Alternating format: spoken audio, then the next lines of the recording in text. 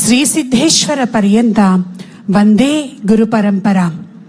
జగన్నాథుడైన నారాయణకు జగద్గురువులైనటువంటి ఆదిశంకర్ భగవత్పాదాచార్యుల వారికి మా శ్రీశక్తిపీఠ వ్యవస్థాపకులు కుర్తాళ పీఠాధీశ్వరులైనటువంటి శ్రీ శ్రీ శ్రీ సిద్ధేశ్వరానంద భారతీ మహాస్వామి వారి పాదపద్మములకు ప్రణమిలుతూ, యా దేవి సర్వభూతేషు శక్తి రూపేణ సంస్థిత నమస్తస్యై నమస్తస్యై నమస్తస్యై నమో నమః. శక్తి స్వరూపం అయినటువంటి మా పీఠదేవత మరకత సిద్ధేశ్వర స్వామి సహిత మరకత శక్తికాళీదేవి పాదపద్మములకు ప్రణమిలుతూ అందరికీ మహాశివరాత్రి శుభాశీస్సులు. ఓం నమః శివాయ అనే నినాదంతో ఈ కార్యక్రమాన్ని మనం ప్రారంభం చేసుకున్నాం. సుమారుగా నేను 6:10 కల్లా ముందే వచ్చి కూర్చున్నాను. ఇక్కడ రకరకాల కార్యక్రమాలు జరుగుతున్నాయి వేదిక మీద. నిజంగా చెప్పాలంటే చాలా హుషారెత్తించే కార్యక్రమాలు జరుగుతున్నాయి. కానీ ఆ కార్యక్రమాలు చూసినప్పటికంటే కూడా ప్రజలందరిలో ఉత్సాహం కలిగించింది ముఖ్యమంత్రి గారు రాక. వారు రాగానే అందరూ జయ జయధ్వానాలు, చప్పట్లు, ఆనందము, హర్షధ్వానాలు. ఆ ఒక్కటి చూస్తేనే చాలు, ఆ పరమేశ్వరుడు వీరిని ఇప్పుడు ముఖ్యమంత్రిగా ఎందుకు మన రాష్ట్రానికి అందించారా అనేటువంటిది అర్థమవుతున్నది.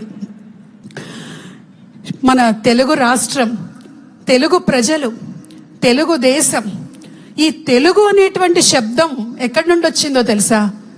తెలుగు అనేటువంటి శబ్దం మనం పిలుస్తూ ఉన్నాము, మనం స్మరిస్తూ ఉన్నాము అనంటే శివుణ్ణి స్మరిస్తున్నట్టుగా లెక్క. కారణం ఏమిటి అనంటే, తెలుగు దేశాన్ని ఎలా ఇంతకు ముందు పిలిచేవాళ్ళు త్రిలింగ దేశము అని పిలిచేవాళ్ళు. త్రిలింగము, 3 లింగాల మధ్యలో ఉన్నటువంటి దేశం కాబట్టి మనది త్రిలింగ దేశము. అటు ద్రాక్షారామంలో ఉన్నటువంటి భీమేశ్వర స్వామి, ఇటు శ్రీశైలంలో ఉన్నటువంటి మల్లికార్జునుడు, కాళేశ్వరంలో ఉన్నటువంటి కాళేశ్వర ముక్తేశ్వరుడు మధ్యలో ఉన్నటువంటి దేశం కాస్త త్రిలింగ దేశమైంది. అనంతర కాలంలో త్రిలింగ, తిలింగ, తెలుగుగా మారి తెలుగు అనేటువంటి పదం వచ్చింది. అంటే మనందరము కూడా ఆ శివుని యొక్క బిడ్డలము. దేశంలో ఎక్కడా లేనటువంటి విధంగా ఆ శివుడి యొక్క పేరుతోటి మన రాష్ట్రం ఏర్పడటం జరిగింది. మన తెలుగు భాష పేరు ఏర్పడటం జరిగింది. మన తెలుగుదేశం పార్టీ కూడా ఏర్పడటం జరిగింది. బహుశా అది కూడా శివ సంకల్పం అనుకోవచ్చు. మనం శివుడి గురించి చెప్పుకుంటున్నాం. నిరాడంబరంగా ఉన్నాడు స్వామి. ఏమిస్తాడు స్వామి? మోక్షమిస్తాడా? లయకారకుడుగా చెప్పుకున్నాం, శక్తి స్వరూపుడుగా చెప్పుకున్నాం. కానీ ప్రధానంగా శివుడు ఏమందిస్తాడు అంటే ఐశ్వర్యం ఈశ్వరాదిచ్చేత్. ఆయన ఐశ్వర్యాన్ని ఇస్తాడు, అధికారాన్ని ఇస్తాడు, భోగ భాగ్యాల్ని ప్రసాదిస్తాడు పరమేశ్వరుడు. లక్ష్మీదేవికి కుబేరుడికి కూడాను స్వామి ఇచ్చాడు, వాళ్ళిద్దరికీ కూడా ఐశ్వర్యాన్ని. అయితే అవి సాధించడానికి ఎక్కువ కష్టపడాల్సినటువంటి పని లేదు. బోళాశంకరుడు మిగిలిన ఏ దేవతలకి పేరుని శివుడి పేరులో మనం చూస్తున్నాం. బోళాశంకరుడు కాసిన అభిషేక ప్రియుడైనటువంటి శివుడు. కాసిన నీళ్లు పోస్తే చాలు, ఒక మారేడు దళం పెడితే చాలు, ఇవేవి కూడా మేం చేయలేము అనంటే శివ అని పిలిస్తే చాలు పలుకుతాడు స్వామి. అటువంటి స్వామి సన్నిధిలో ఇందాక అమరావతి గురించి అనేక విశేషాలు చెప్పుకున్నాం. దేవతల రాజధాని కూడా అమరావతి. మరి ఆ అమరావతి పేరుతో మన రాజధాని ఏర్పరచుకుంటే దేవతలే దిగి వస్తారు. మన రాష్ట్రాన్ని ఎంత అద్భుతంగా ముఖ్యమంత్రి గారు అభివృద్ధి చేస్తున్నారో మనం చూస్తూ ఉన్నాం.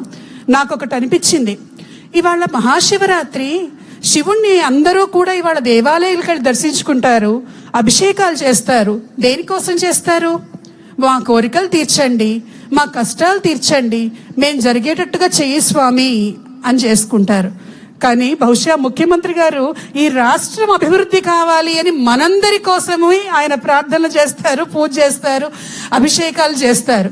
పురాణ వాంగ్మయంలో ఒక మాట ఉన్నది, రాజు చేసేటువంటి ఏ యజ్ఞమైనా, ఏ యాగమైనా, ఏ పూజ అయినా, ఏ అభిషేకమైనా సరే దేవతలు స్వయంగా స్వీకరించి రాష్ట్రంలో ఆ దేశంలో ఉన్నటువంటి ప్రజలందరినీ తొందరగా అనుగ్రహిస్తారు అని.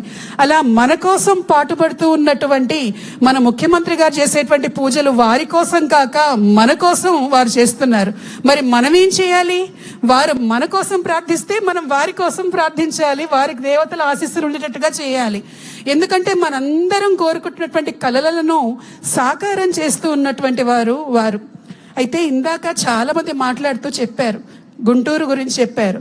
నేను పుట్టింది కూడా గుంటూరులోనే, నేను మెడిసిన్ చదివింది కూడా మెడికల్ కాలేజీలో చదివింది కూడా పూర్వాశ్రమంలో ఇక్కడే. అంతేకాదు చంద్రబాబు గారిని చూస్తే ఒక నాస్టాలజిక్ మూమెంట్. ఎందుకనంటే నాకు ఊహ తెలిసిన తర్వాత who is the chief minister of Andhra Pradesh అంటే చంద్రబాబు నాయుడు గారు అనేటువంటిదే ఫస్ట్ నాకు తెలిసినటువంటి ఊహ.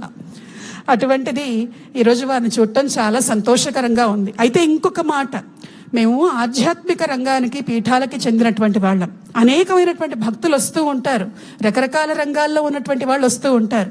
చాలా మంది చెప్పేటువంటి మాట ఏంటంటే, మా రంగాల్లో మేము బిజీగా ఉండి ఎక్కువసేపు దేవతని మేము దేవాలయాలకు వెళ్ళలేకపోతున్నాము, పూజలు చేయలేకపోతున్నాము, ఇవేవి కూడా చేయలేకపోతున్నాం, బ్యాలెన్స్ కావట్లేదండి అన్నారు. భక్తిని వృత్తిని కూడా ఎలా బ్యాలెన్స్ చేయాలో ముఖ్యమంత్రి గారిని చూసి నేర్చుకోవాలి. ఎందుకంటే నిర్విరామంగా రాష్ట్రం కోసం కృషి చేస్తూనే దానితో పాటుగా వారి ఇష్టదైవమైనటువంటి ఒక వెంకటేశ్వర స్వామి గురించి కావచ్చు, అలాగే ఇవాళ శివరాత్రికి మనందరి కోసం ఇక్కడికి రావటం కావచ్చు, రాష్ట్రంలో ఉన్నటువంటి దేవాలయాల్లో ఏ పర్వదినం వచ్చినా సరే అత్యంత వైభవంగా జరగాలి అని అందుకు తగినట్లుగా ప్రభుత్వం నుంచి సహాయ సహకారాలు అందిస్తూ ఉన్నారు. ఎందుకంటే మన జాతిలో ఒకానొక సమయంలో ఇతర మతాలు దాడి చేసినప్పుడు దేవుడి నామాన్ని మనం పలకలేని స్థితి, దేవాలయానికి వెళ్ళలేని స్థితి, రాజులు కూడా చేయలేనటువంటి స్థితి. అటువంటి స్థితిని అనుభవించినటువంటి మన జాతి సనాతనమైనది, ఎప్పుడూ కూడాను వెలుగొందేది అయినప్పటికీ కూడా రాజు యొక్క సహకారం మన ధర్మ పరిపాలనలో చాలా ముఖ్యమైనటువంటిది. శివుడి ఆజ్ఞ లేనిదే చీమైనా కొట్టదంటారు. కాబట్టి ఆ పరమేశ్వరుడి యొక్క ఆజ్ఞతోటి మన ముఖ్యమంత్రి గారు అద్భుతమైనటువంటి డెవలప్మెంట్స్ అన్నిటితో పాటుగా ప్రపంచంలో మన వెంకటేశ్వరుడు అంటేనే ప్రపంచవ్యాప్తంగా ప్రతి ఒక్కళ్ళు కూడా మన తెలుగు రాష్ట్రం వైపు చూస్తూ ఉంటారు. అటువంటి మన తెలుగు రాష్ట్రాన్ని కూడా భారతదేశంలోనే ఒక ఆధ్యాత్మిక రాజధానిగా కూడా తీర్చిదిద్దాలి అని ఆశిస్తూ అభిలాషిస్తూ ఇంత అద్భుతమైనటువంటి కార్యక్రమాన్ని ఏర్పాటు చేశారు మన మహావంశీ గారు. కృషితో నాస్తి దుర్భిక్షం అన్నట్లుగా ఒక వ్యక్తి సామాన్యమైనటువంటి స్థితి నుంచి ఇన్ని వేల మందిని, లక్షల మందిని తన ఛానల్స్ ద్వారా ప్రభావితం చేసేటువంటి స్థితికి రావటం అనేది చాలా స్ఫూర్తిదాయకమైనటువంటి అంశం. వారు మహాభక్తి ఛానల్ ప్రారంభం చేసి ప్రతి ఇంటిని ఒక దేవాలయం చేసేశారు అద్భుతమైనటువంటి కార్యక్రమాల ద్వారా.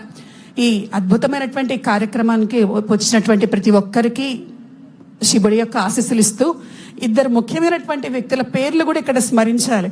ఒకటి శ్రీమతి నారా భువనేశ్వరి గారు. శివశక్త్యాయుక్తో అన్నారు. శక్తి లేకపోతే శివుడు కూడా ఏమీ చేయలేరు. ఆమె ఒక సందర్భంలో మాట్లాడుతూ, నేను ఏదన్నా వారితో మాట్లాడుతూ ఉన్నా కూడా వారు అమరావతి గురించి నాకు ఇంకొక ఆలోచన వచ్చింది అని చెబుతూ ఉంటారు. అయినా అది నేను డిస్టర్బ్ చేయను, అవునా వచ్చిందా అని చెప్పి వారు చెప్పింది నేను వింటూ ఉంటాను. నా భర్త నా కుటుంబం కోసం కాకుండా విశ్వమంతా కూడా తన కుటుంబం, తెలుగు ప్రజలంతా కూడా నా కుటుంబం అని భావిస్తూ ఉంటారు. అది నాకు చాలా గర్వకారణం అన్నారు. మరి ఆమె ఎంత త్యాగం చేశారో వీరిని మనకు అప్పచెప్పారు. అట్లాగే శ్రీమతి పద్మావతి, మారెళ్ళ పద్మావతి గారు ఇందాక కనిపించారు, వంశీ గారి శ్రీమతి. ఆవిడ యొక్క ప్రోత్సాహం, ప్రోద్బలం ఈ మహా భక్తి ఛానల్ డెవలప్మెంట్లో, మహా మీడియా డెవలప్మెంట్లో ఎంతైనా ఉంది. శివుడైనా సరే శక్తి లేకపోతే ఏ పని చేయలేడంటుంది మన శాస్త్రం. అటువంటి పరమేశ్వరుడి అనుగ్రహం అందరికీ అందిస్తూ ముఖ్యమంత్రి గారిని మా శక్తిపీఠానికి విచ్చేసి అమ్మవారి యొక్క శక్తిని కూడా ఒకసారి ఆ అనుగ్రహాన్ని కూడా పొందమని ఆశీర్వదిస్తూ స్వస్తి. నమః శివాయ. ఓం నమః శివాయ.